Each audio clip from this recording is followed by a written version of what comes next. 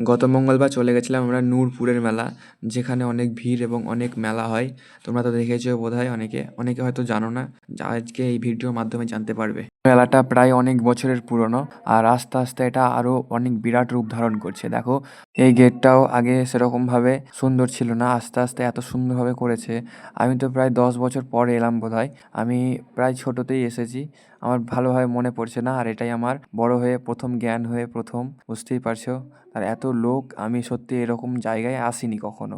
এটা হচ্ছে পাঁঠা বলির স্থান, এখানে দু জায়গায় হাঁড়ি কাঠ আছে, দু জায়গায় পাঁঠা পড়ে। আর এটা হচ্ছে মায়ের মন্দিরের সামনে, কত সুন্দরভাবে মন্দিরটা সাজিয়েছে দেখো একবার, একবারে খুব সুন্দরভাবে সাজিয়েছে। আর এত লোক ছবি তোলা আর প্রণাম করা নিয়ে ব্যস্ত, আর এদিকে আমিও ছবি করতে আর ভিডিও করতে ব্যস্ত হয়ে গেছি।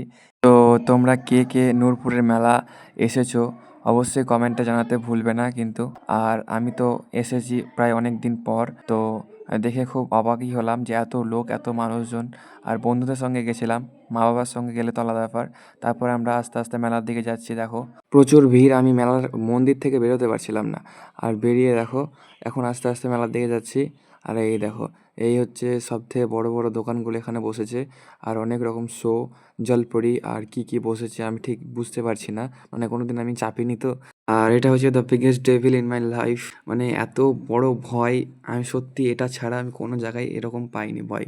আর এখানে তো খোলা চোখে স্বপ্ন দেখাচ্ছে, মানে খুব সুন্দরভাবে স্বপ্ন দেখছে, দেখো কত জোরে জোরে দুলছে। আর এখানে চাপার প্রচুর ইচ্ছা হয়, কিন্তু এখন আর বড় হয়ে গেছি তো চাপতে দেয় না। তো আস্তে আস্তে আমরা এখন বাড়ির দিকে যাচ্ছি।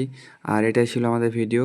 ভিডিও ভালো লাগলে অবশ্যই লাইক, কমেন্ট, শেয়ার এবং ফলোটা করতে ভুলবে না কিন্তু। আর দেখা হচ্ছে পরের একটা কোনো ভিডিওতে, ততক্ষণ অবধি গুড বাই।